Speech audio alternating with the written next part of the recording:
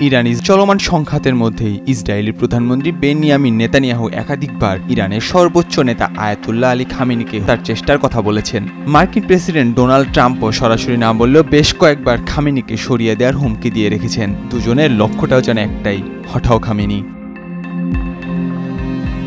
এমন পরিস্থিতিতে খামেনি তার উত্তরসূরি হিসেবে ৩ জ্যেষ্ঠ ইমামের নাম ঘোষণা করেছেন বলে জানিয়েছে যুক্তরাষ্ট্রের সংবাদ মাধ্যম নিউ ইয়র্ক টাইমস।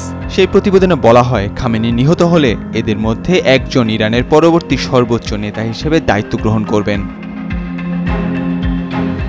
যুক্তরাষ্ট্রের সংবাদ মাধ্যমটি বলেছে, হামলায় সেনা পর্যায়ে গুরুত্বপূর্ণ কমান্ডাররা নিহত হতে পারেন এমন আশঙ্কা থেকে এমন সিদ্ধান্ত নেওয়া হয়েছে। খামেনির জরুরি যুদ্ধ পরিকল্পনার সঙ্গে জড়িত ৩ জন ইরানি কর্মকর্তা নিউ ইয়র্ক টাইমসকে এই তথ্য নিশ্চিত করেছেন। তবে সেই ৩ জনের নাম এখনও জানানো হয়নি।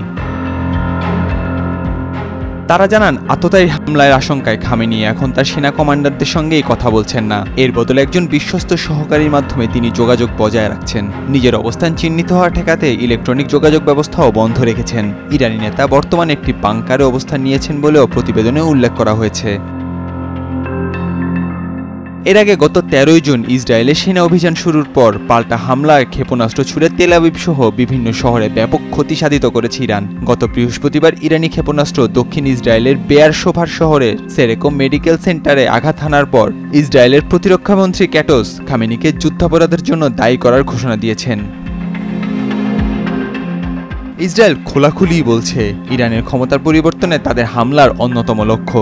১৯৭৯ সালে ইরানের বিপ্লবের পর পালিয়ে যাওয়া শাসক রেজা শাহ পাহলভি ছেড়ে নির্বাসিত যুবরাজ রেজা পাহলভি ইরানিদের এক বার্তায় বলেছেন, দেশের শাসনভার পরিবর্তনের এটাই সুযোগ।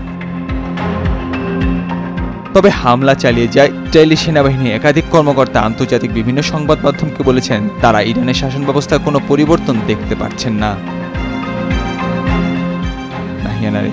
নয়া দিগন্ত।